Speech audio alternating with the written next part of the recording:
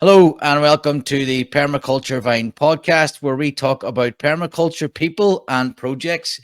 I'm your host, Cormac Harkin, and today we have Filippo Ceschi with us. Ceschi. Uh, Ceschi, sorry. Yeah. Welcome to the show, Filippo. Would you like to give us a quick introduction there, please? Yes, thank you for the invitation. Very glad to be here. I'm Filippo from Italy.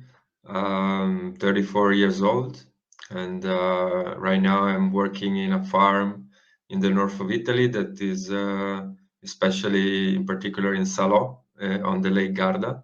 It's a very new project called the Radici. I'm here since April, and yeah, basically my former education was in political sciences, but I very early discovered permaculture. So already at the beginning of my education, about 11 years ago, and from that moment, that was a very great revelation for me. And from that moment, I think the main point was to start from where the food was, how the food was produced. So that was the starting point for me. And maybe I will develop this more later. And then I continued with a more a master degree that was closer to the topics which I was interested on, that were local development, sustainable development, rural development, environmental development. So that was kind of my shift from political sciences to a more on the field approach. And as soon as I finished university, I started working in farms.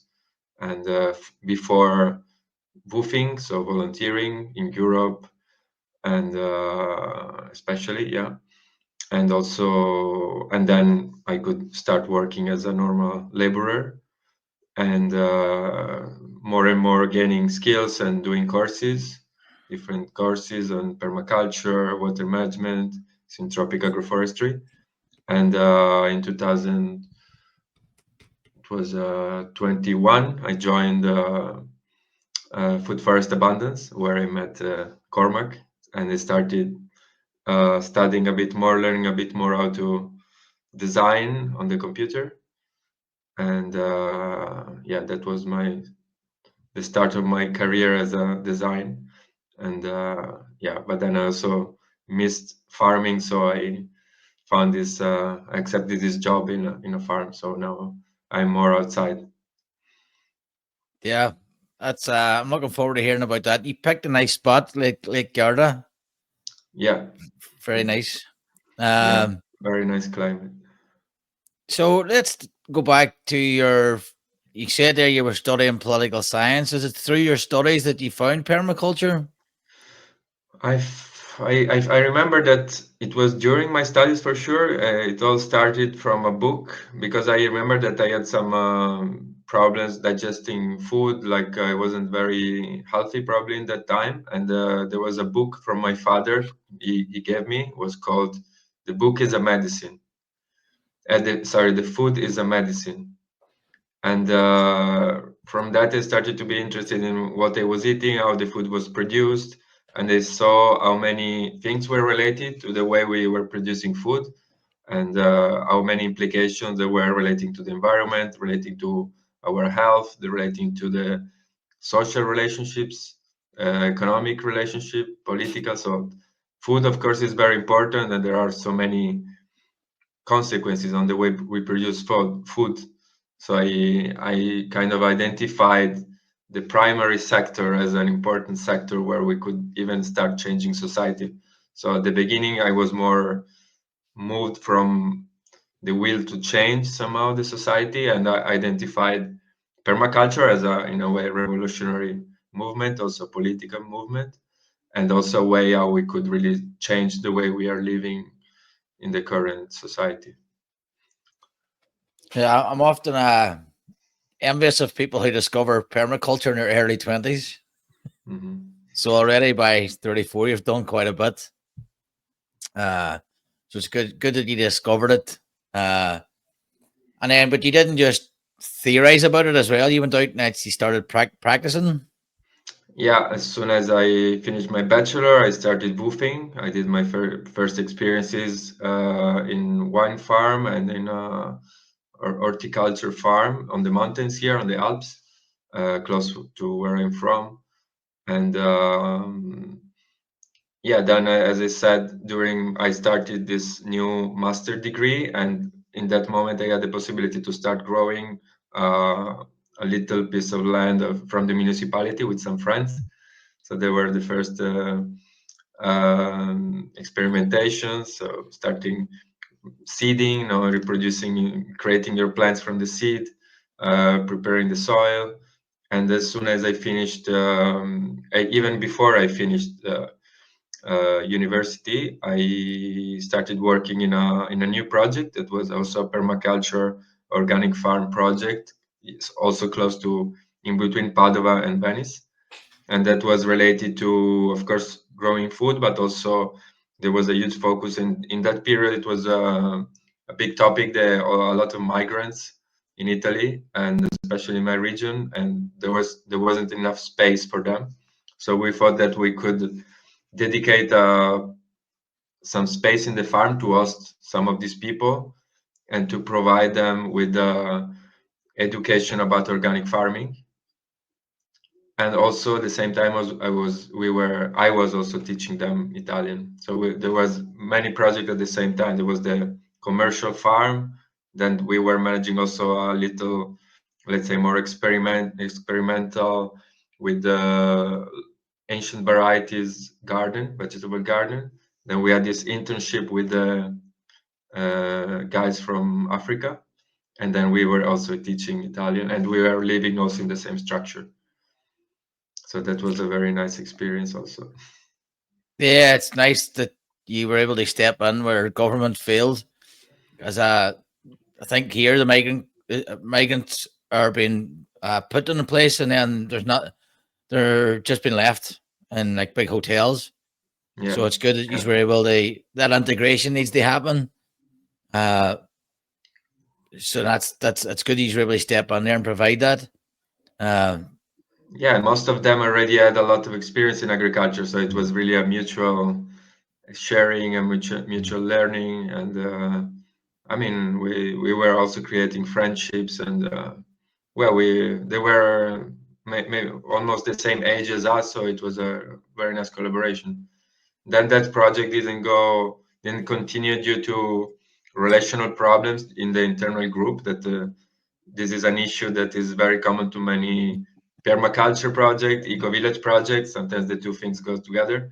Also, in the current project, we have a little community of people that is a very challenging um, aspect of the project to be able to find the best structure for yourself, the way you're taking decisions and sharing responsibilities, and also creating a strategy. So there, it's not easy, and yeah, sometimes it can lead to let's say to the project to take a different direction. That was the case, but still it was a great learning. And then after that I was kind of released and I could start traveling. So I did many experiences in uh, in Europe especially. So I was traveling with a bicycle for a period in Spain, Portugal, and I visited projects. I was helping in farms, and then I also continued traveling in different ways. There were many possibilities. There still are many possibilities for young people, but also not any age with the Erasmus Plus projects. I don't know if you heard of them. There are so yep. many trainings also related to eco villages, permaculture, many different topics, and yeah, that I did many of them, both related to mostly related to permaculture, to eco villages, and one training also about sociocracy. It is a way of taking decision more like based on circles and on more, let's say, shared responsibilities. And yeah, that was basically I started learning, I continued learning and traveling. Yeah, I'm starting to learn more about sociocracy now. I'm sort of more open to it. Before I was like, no, that's not for me. But then just personal experiences and the way what we've had and learning more about it. I think in a lot of circumstances, I can provide a better chance for things working. You mentioned that project falling apart there before. Yeah. I could do a whole podcast on that. I think I probably will on relationships and how do you build eco villages. Uh, because I think a lot of people don't think about it before they get in. They come in with rose tinted glasses thinking this is going to be great. Yeah. And then, Yeah, there are many challenges. uh, And yeah. And the help of a external facilitator, most of them are trained on sociocracy. It's really, really helpful because you really need somebody, because at a certain point you sit in the circle and nobody's facilitating. Who is taking the lead, because we still, if you still have to decide how to decide, how do you start, no? And so I suggest that I suggest like an external facilitator that could bring sociocracy, but that's not the only method. There are also other tools, other instruments, and I think every project somehow is building its own way, or you can adapt sociocracy to your own case, to your particular case. So there is not one way that is, of course, like in permaculture, no? Everything depends. There is not only one way of doing things, but this is there are some useful tools, I would say, and then they can be adapted for sure. yeah. I think I chatted recently, somebody in the permaculture collab, and they were saying they have sociocracy sort of light. Those who do the work make the decisions. And I thought I like that one because there's no. It's obvious who's doing the work. So those who do the work in a certain area, they make the decisions. For example, if it's the composting section, you decide how the composting's built or whatever, however complicated it gets after that. Any lessons you want to share about that? Well, the first thing that came to my mind is the fact that sometimes it's not so easy to define the sectors as independent from one another. So there are so many interconnections, and one decision that you take, for example, in the agricultural sector, can have an influence on the housing sector, for example, or because, for example, in the project where we are right now, there is a huge focus on agriculture. So we started a farm for sure. We have a lot of olives, we have vegetables, and we have some fruit trees. But on the other side, there is also the development of a retreat center where people could come to make yoga, to make nonviolent communication, family constellations, some different. So there is a space for workshops that could be led by some of us or could be led by external facilitators. And if I decide, for example, to manage the land in a certain way, it could influence the way that people have a benefit from coming to the land, because maybe some areas could be allocated to more like a recreational space for people to of the courses to spend time there, or I could decide to allocate it to a more productive space because I need to produce more vegetable, for example. So just to make a little example that is very related to permaculture, last year I wasn't here yet in the project, but there was a decision to decide if they wanted to make a food forest or that is more like a, let's say, organic, not in line, more uh, could be even more wild and less maintained area, or you make like a agroforestry, syntropic agroforestry rows that are very squared, like very, of course, you have lines, everything is at the same distance, you have a certain type of management, so this is and this can happen, let's say, even for people who have a field and they want to grow something. Am I doing a food forest? Am I doing a syntropic system? No, the approaches are very different. So every decision that you take as a consequence on everything else. That's why what we are trying to do now is what we have started to do is an integrated design approach that will have to take into consideration all the aspects of the project, and we will have external people helping us doing this. We will have our own expertise within the project. We will have our own planning, our own desire. So there are many layers that need to integrate themselves with people, with farmers, with people who are cooks or interior designers or social media managers, so people who are experts on retreat centers. So all this knowledge somehow need to be melted, shaken, and cooked, and then presented somehow. It's there are many layers of complexity, but it's exciting, but it's also challenging. So Yeah. So let's see what what will come up. and what do you call? Is there a name for the project? It's called Radici. That means Radici. roots in Italian. Yeah. And Uh, can people follow along to that, or are you? sure, we have Instagram. It's called the Radici Farm, and then the website is radici.farm. Yeah. The website, yeah. Well, we'll make sure they include the links below, Mm. so we can follow along there.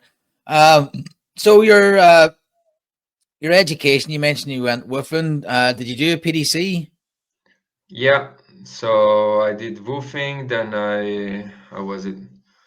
Um, I'm thinking what was the first permaculture course that I did, and probably it's I think I did an introduction. First, I did an introduction to permaculture in Switzerland in a very nice place with Giuseppe Sanicandro, which is a renowned permaculture designer in Italy. Then I did my PDC a few years later in Greece in another very nice project with Christos Kontomanos, that was my teacher. And the project is called COB, Building with Earth. It's in the north of Greece, close to Thessaloniki. And they have a very nice syntropic system, but also many other things. All the places built with natural material, and they are off grid. Very interesting project.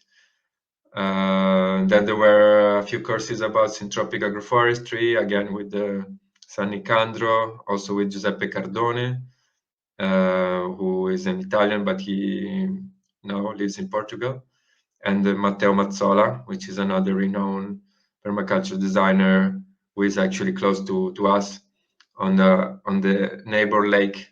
So we are on Lake Garda. He is on Lake Iseo, which is also beautiful, and they have an amazing project there.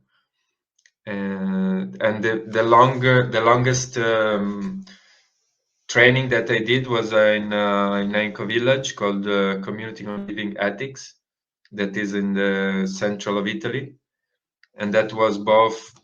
That was actually very interesting because you had all this a lot of these elements that I mentioned. So we had we were living in a community. We were also 4 people doing this training, so we were creating our own little community. We had our own house. We were all living in the same building. We had a training with also important teachers. Fabio Pinzi, Eva Eisenhower, that they are one of the founders of the Italian permaculture movement. And that was 10-month training.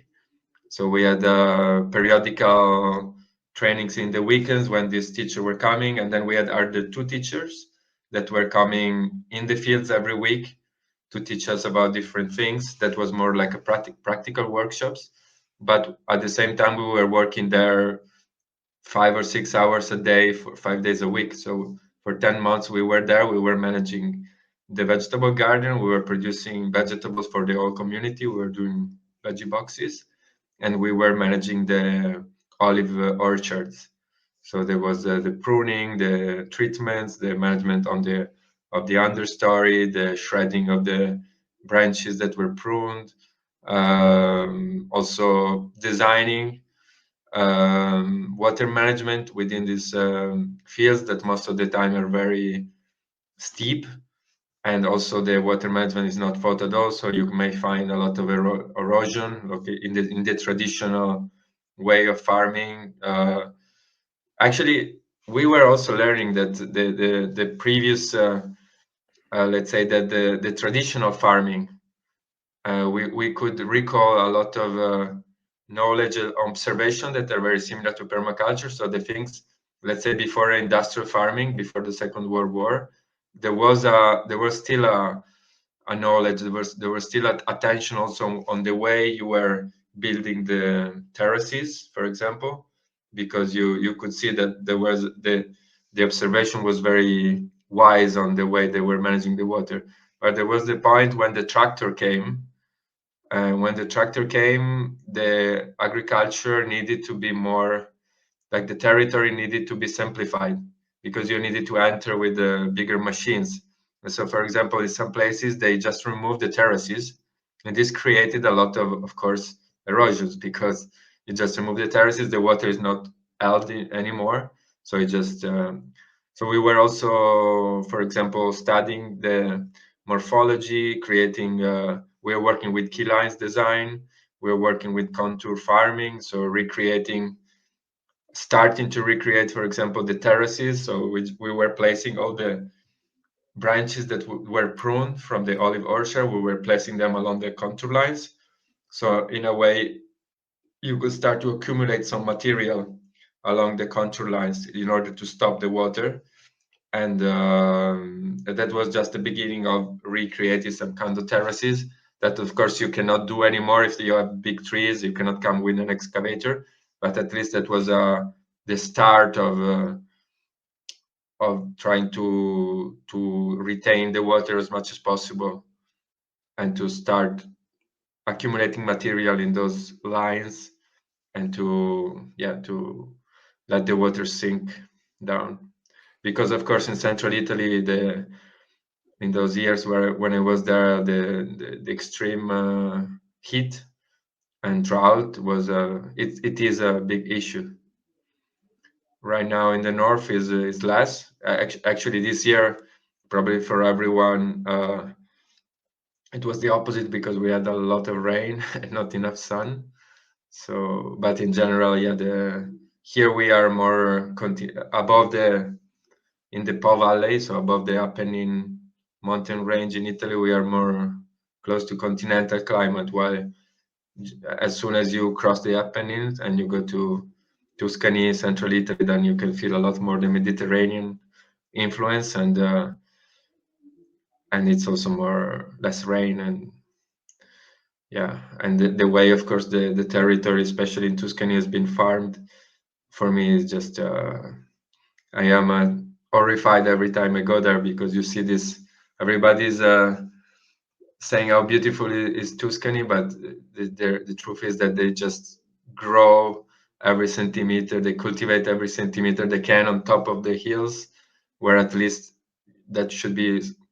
Many permaculture teachers say that the top of the hill should be at least forested, because you could try to stop the water from the top if you keep trees. But now with the tractors, they really cultivate everything, even if they have a lot of slope, and you can see the land every year is more depleted.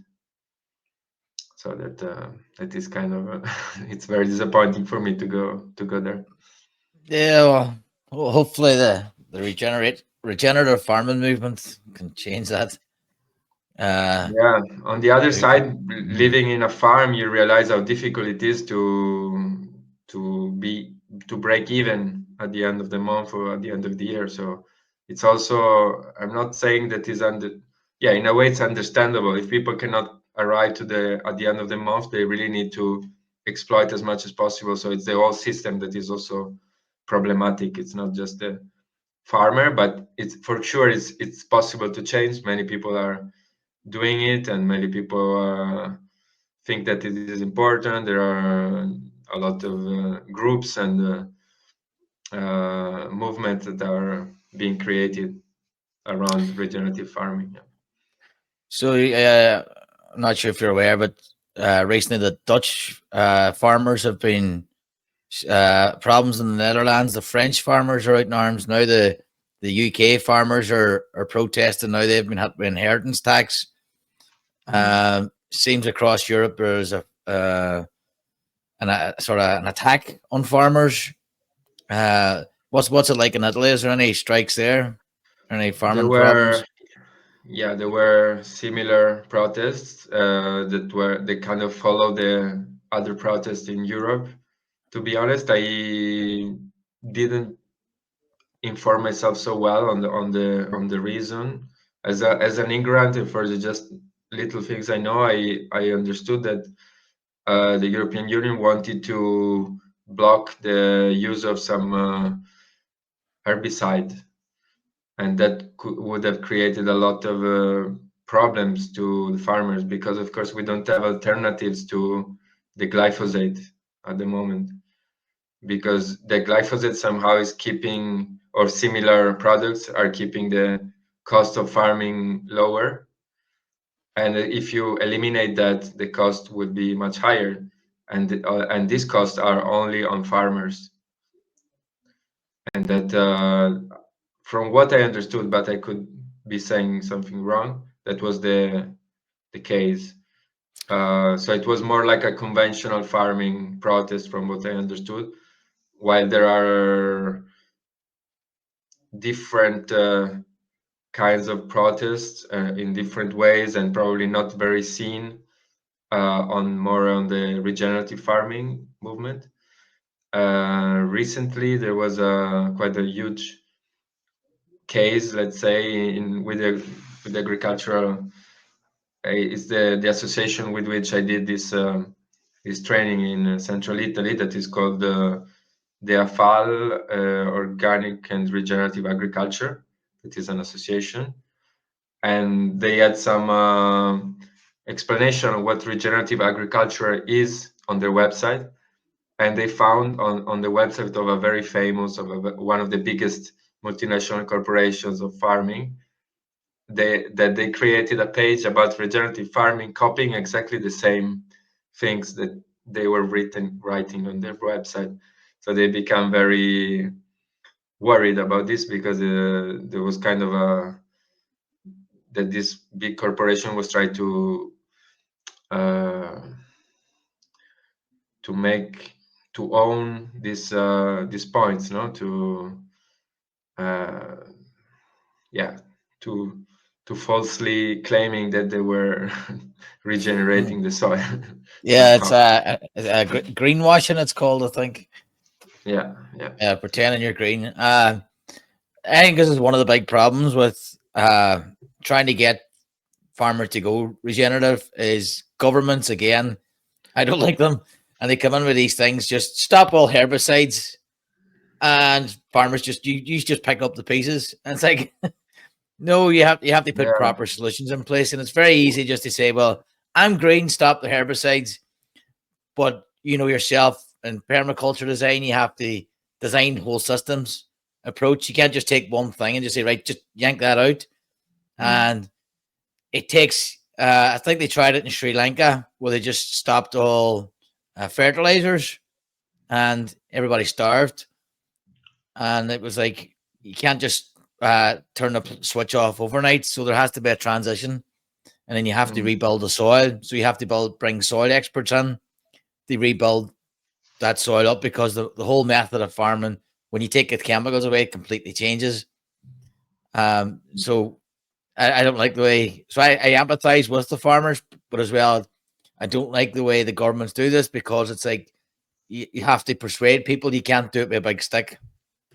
It has to be the carrot, and you have to actually convince them that it's better. And then farmers who have tried to be a bit regenerative, then it affects their grants. And some farmers here have even been paid not to grow food in the names of regeneration. It's like, well, you can do both, but when you go to a farmer, all right, stop growing food, we'll pay you. And it's like, right, well, who grows the food then? Where's the supply come from? Yeah, for So example, it's a yep. I was saying that another example is the solar panels. So now you have That's, farmers. Even there was uh, a recent, I did a recent visit of a very interesting agroforestry farming.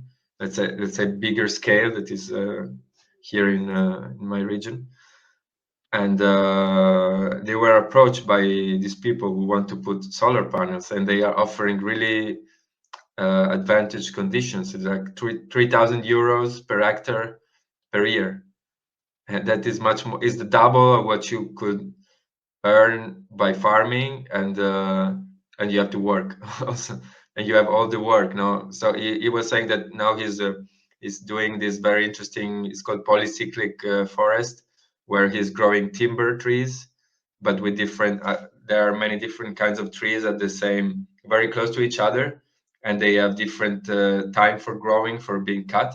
So when you're cutting the fastest growing, then you have the medium grower, and then you have the long-term growers. And so you always have a forested area that is also creating a lot of benefit from the soil, a lot of benefit from the habitats. And he was saying that he was earning more or less 1,500 euros per hectare doing this net. So uh, considering all the work, all the expenses, at the end, what you bring home is 1,500 euros. But of course, you worked maybe many hours. And these people were offering 3,000 euros per hectare, and you don't have to do anything. So it's very, uh, don't start. Because as well, I think the best land for growing is the best land for solar panels because of the sun and the energy, and then they cover the land, and then all these things end yeah, up in landfill. It's again, I don't like it because it's just short. This is green solar panels. This is green, and it just the message is repeated. But there's a wider impact again to be felt, which isn't often told. And then mm, that land's taken out of productive food production. And it's like, well, where are you going to grow your food?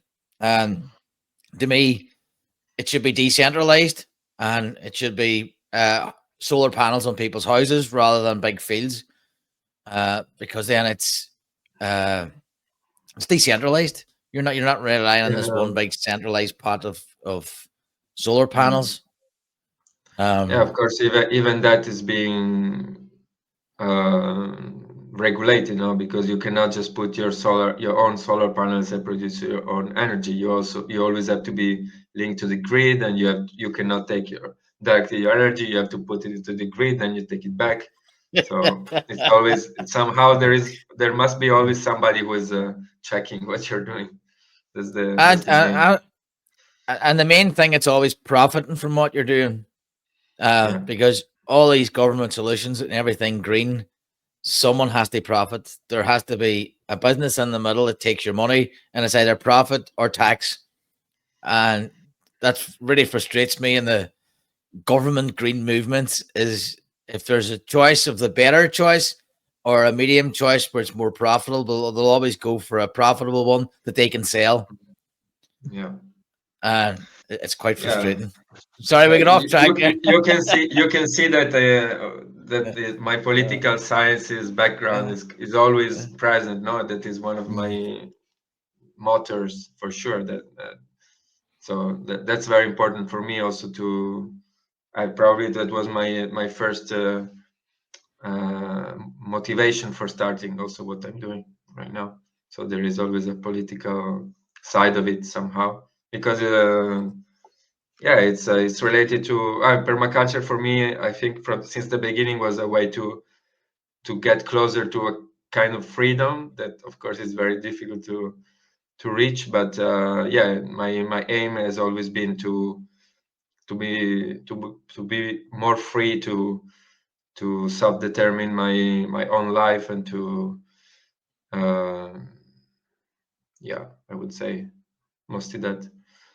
Uh, Yeah, I think a lot of people in permaculture are the same, and yeah. especially when you see that these nonsense solutions are coming out, it's like just I'm away to do my own thing. But you can do that as well without going into the forest and hiding away.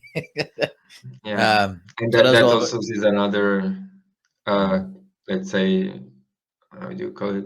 Not paradox, but is another conflict. Like might be an interior conflict. No, should I go far away from society, doing my own thing, or should I be closer and somehow provide an example? No, it's also yeah. I think that the second one is the most realistic, because you can't be self-sufficient or on your own. It takes a lot of work, and it's not healthy to be isolated. I think doing it within a community, and it doesn't have to be a community eco-village. It can be a community of people that you just know 20 people within a certain area, and you just exchange and barter and get more freedom.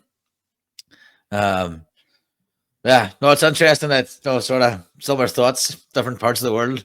A lot of people think the same way, and then it gets getting out of that dichotomy of left and right, whatever it is, socialist, nationalist, whatever political thing. It's these things are political, but there's nobody owns it in terms of it's not a left wing policy or right wing policy. It should be an Ernst policy, a people policy, a permaculture policy, if you like. Yeah, even right or left is, if you see that there is everywhere, it means that it's really an artificial construct. No, why how is possible that it's the same in every country? We have left and right, but now they have become since many years very obsolete way of defining things, because at the end, I think we should switch to different ways of categorizing or defining the political intentions of the parties. Well, maybe this is the last death throes of that thing, so that no things like a star burns bright before it dies altogether. Be nice to think that. Yeah. So what are we? All that training you've done within. What has been your focus? I've seen there recently you were doing a course with Andreas in Lake Garda on Syntropic Agroforestry. Do you want to chat about that? Yeah. Syntropic is also, I think, a bit like with permaculture at the beginning when they discovered. Syntropic was also a great discovery for me, and I think also for many other people, since it became very popular at a certain point. I think that was the point where a permaculture movement, maybe from my point of view, was a bit stuck maybe with food forests, no? So we were speaking before about this conflict about food forests, less maintenance, or syntropic, more maintenance. There was a moment when, for me at least, and I felt that it was difficult to grow trees, while at the same time we were not realizing the importance of trees in our system as much as we do now. And syntropic, I think it really opened the eyes to many people on the possibility of growing trees in their farms, and on the fact that we didn't have to wait 10 years, 10, 15 years to have a harvest from a tree, because the approach was really it was very interesting to somehow have a shorter term perspective on creating an agroforestry system. And from that moment I realized that so many people started planting trees after syntropic agroforestry started to be more renowned around. So many people now are planting trees, and I'm seeing a lot of benefits all over, even within farms that before were focusing only on vegetables. And of course, seeing that trees can also a little bit of shade, especially in the summer, especially in the southern climates, can really benefit also the production of vegetables. For me, I don't remember exactly where I found it, but I did my first course in Budaville. That is a project in Catalonia, Spain. Considered Spain. But and the teacher was Kate Curtis, that she's from South Africa, and she did just the year before in her project, close to that, still in Catalonia, a course with Ernst Götsch, and that was the first course in Europe where many pioneers, European pioneers of syntropic agroforestry met at that point, and after that they started experimenting and teaching syntropic in Europe. I did also the course with Gennaro that he also have 15 years experience in Portugal. He had experience in South America with many growers. And yeah, I've started since a few years to experiment with that, to design with that, to include them in my designs. And I am really positive. I'm really excited about the results. I mean, but just the way as Götsch managed to change the way we were thinking before, because we were observing, we were seeing that many times, even in organic agriculture, the approach was very similar to conventional. We were not really, of course, we were not using pesticides or chemical fertilizers, but we were just using natural pesticides and natural fertilizers. So the way we were thinking about how we react to a problem was a very similar way of thinking. While the approach of Ernst Götsch, how we call it is the change from an input agriculture to a process agriculture, because the main question that he asks himself when he sees a problem is, why do we have this problem? And you can find also in permaculture sometimes a similar approach. But so, for example, why do we have an infestation of slugs? Or why do we have an infestation of pests? Or why do we have so many fungi on our trees, for example? And so the way he thinks is much more systemic.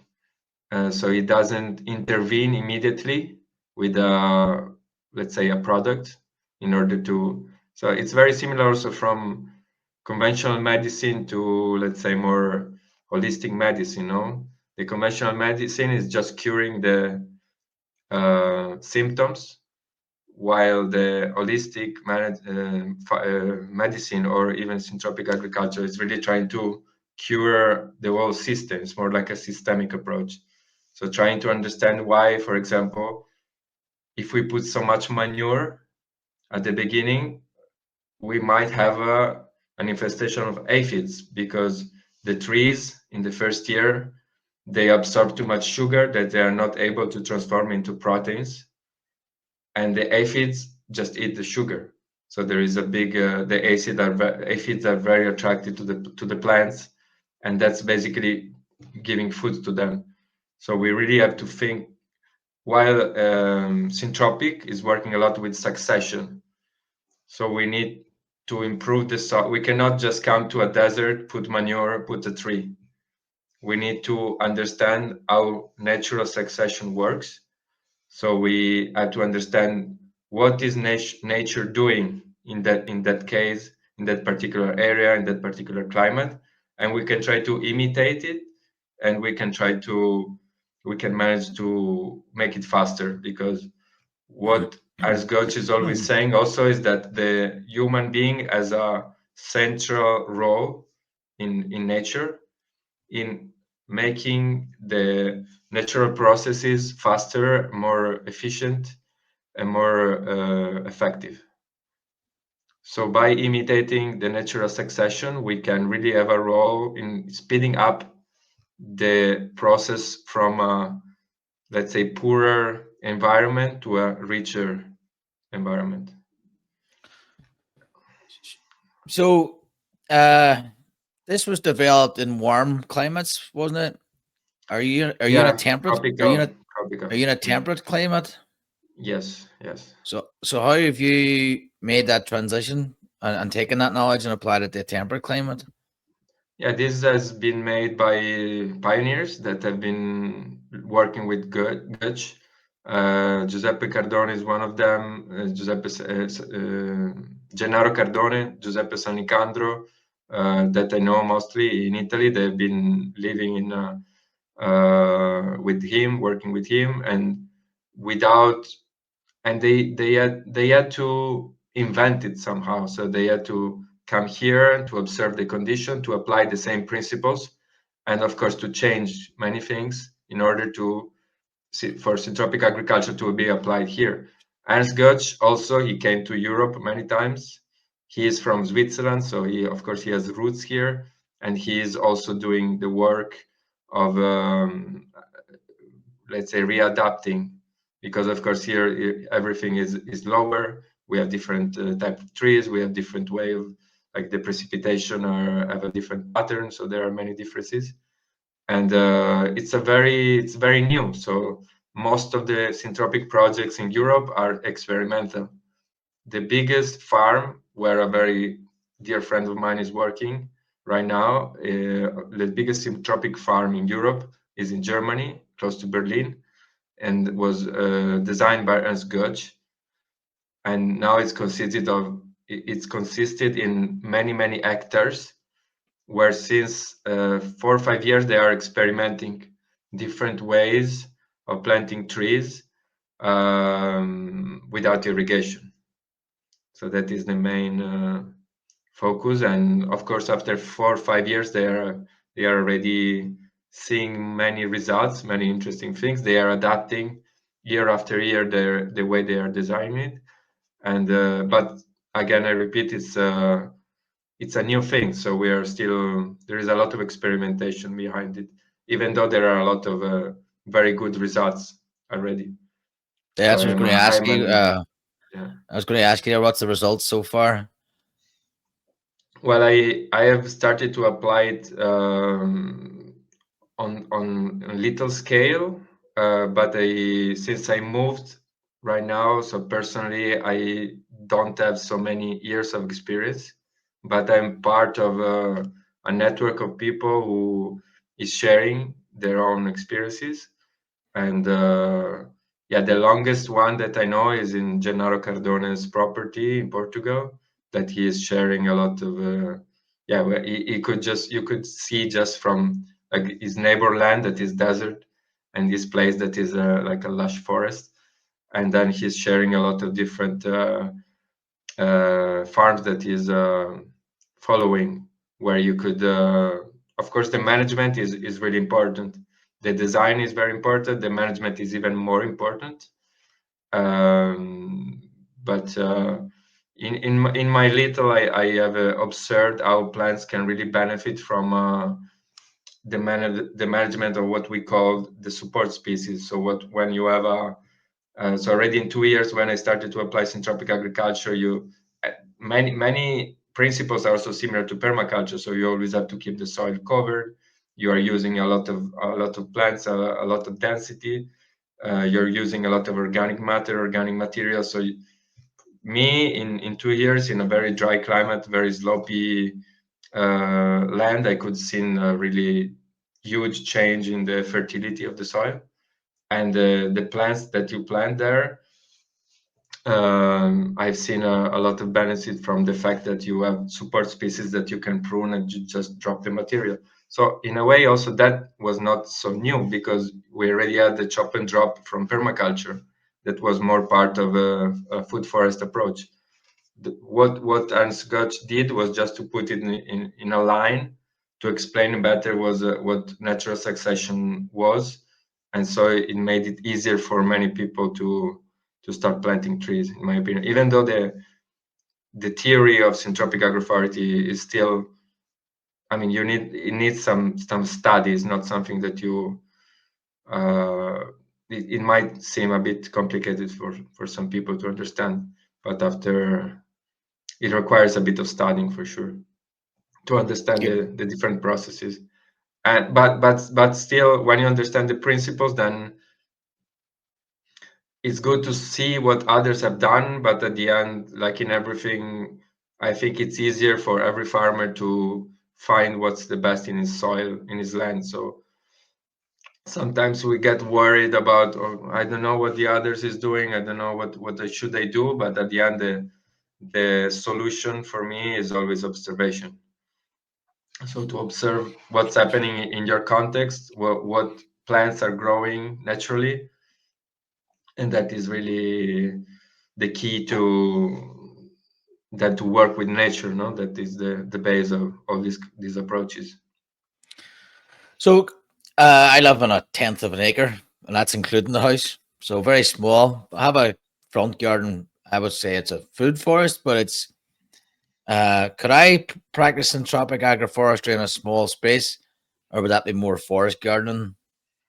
Yeah, I mean, if you and Syntropic also doesn't have to be in a line at the end.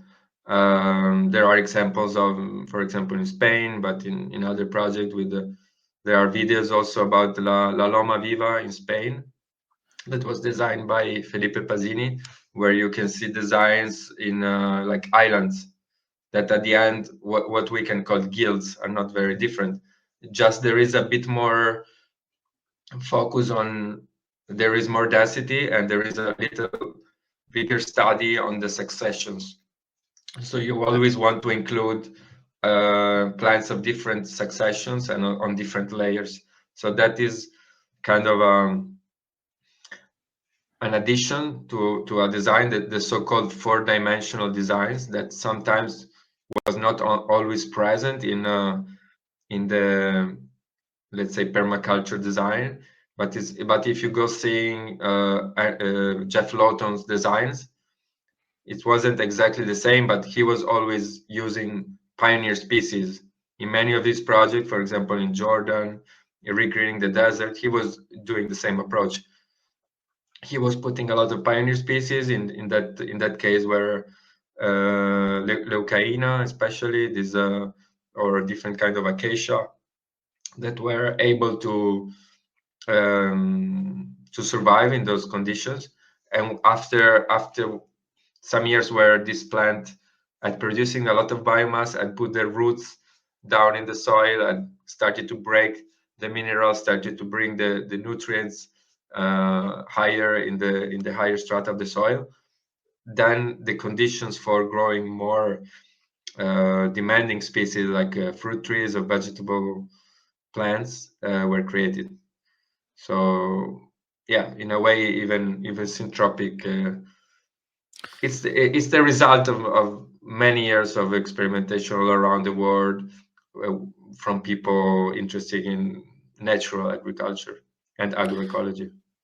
Yeah. So just to clarify for anybody who doesn't understand succession, it's basically whilst your fruit tree's growing up, you're growing other things around, so that, and then when your fruit Well, tree gets maturity, you can stop growing other things, and that be the succession, I would say that the first thing to do is to assess the state of succession of your system. So the colonization phase is mostly like desertic areas. The accumulation phase is where most of the soil are, and the abundance phase is where you have a very high degree of biodiversity, of soil fertility. And it's important, if you are like in a colonization phase, it's important that you start with plants that are adapted to the colonization phase. So what doesn't happen in your area when you are bare ground? Which kind of plants come out? These are the dandelions. pioneer, these are the pioneer species, no? So if you need to start with the pioneer species, you will start with those.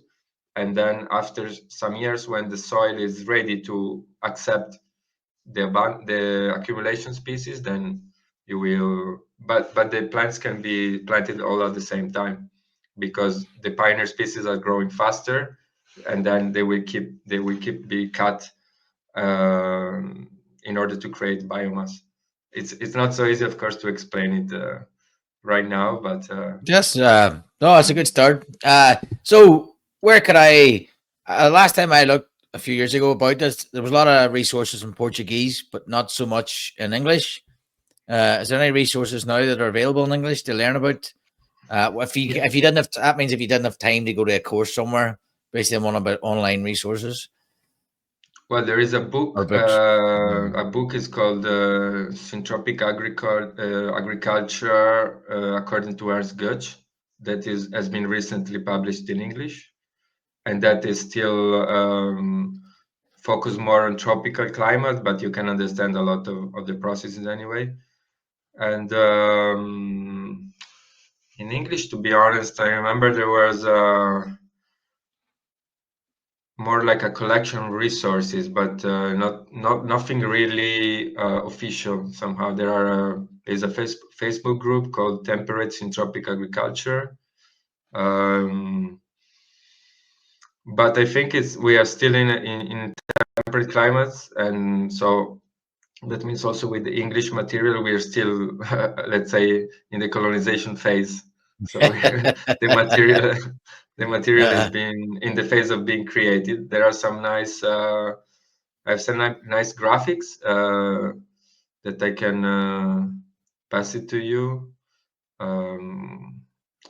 Yeah, but more like scattered material. At the moment, from in English that I know, you have only this book. That's great. Otherwise, has been recently translated in Italian, the book from Felipe Pasini, Life in Syntropy, but I don't think there is in English, to be honest. That's great. That's something definitely, because I've seen a lot of designers call something Syntropic agroforestry, but it's not. It's more of a guild, because they haven't done that succession. So just finally, we were chatting previously about QGIS, and just basically a quick rapid fire. What design software do you use for your designs? Affinity or Illustrator? Affinity, yes, Affinity Illustrator 2 is the tool, let's say, for the design, the finest parts. QGIS is a very strong and powerful tool that is also open source. It's a bit complicated to understand at the beginning, but and especially it's complicated to find the raw data, because what you do normally is that you have to find the raw data of that mostly are LiDAR data, or how are they called? Geographical data that most of the time you can download from the, for example, American or European, or from the different countries. These are official data, like geographical data, where you have that can be elaborated with QGIS. So you have to put them in the software, and there are many tutorials that you can find also online. And this data can be elaborated in order to find the contour lines, for example, how the water moves. You can generate different kinds of map, so like aspect map, slope map, exposition map, water flows map. So it's really, really useful tool for designers to study the land and to understand the patterns, to understand the climate scenario, the climate context that you're working on. So let's say this is part of the context analysis, climate analysis, the first part of every design that is done. And after that, when you have this understanding, it's much easier to then really actually insert all the elements that the customer or you want to include in your own territory. So it's very useful to assist you in taking the important decisions. Another useful tool that I always suggest is the scale of permanence that has been started from Bill Mollison, then elaborated actually from Yeomans, then elaborated by Bill Mollison, and now even more from Darren Doherty. Darren Doherty is also offering QGIS trainings on his website, and he has very valuable material. And basically, it's a very interesting and useful tool for putting in order the steps to do when you're designing your land. So starting designing from the most permanent element to the least permanent element. As we said, the most permanent element is the climate. And so we need to understand the climate, then we need to understand the second one is geography, so the morphology of the land. And then you go into the third one is water, and so on. Then you have forestry, accesses, buildings, and soil. And then recently others have been added, but these are the main ones. Yeah, I'll definitely get a look at that. Filippo, thanks very much. Any final thoughts before we sign off here? Well, it's always it was a pleasure. In a way, we opened many topics. We could have developed them even more, and I could have stayed here even more to talk to you. But yeah, again, I'm grateful for your invitation, and it was a pleasure. Thank you. Yeah, it's a pleasure. Good to hear your perspective on things. Thanks very much. I'm sure we'll get you on again for roundtables and some of these topics. Yeah. Yeah. Have a good discussion.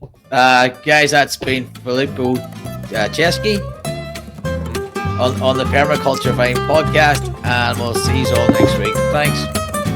Thank you.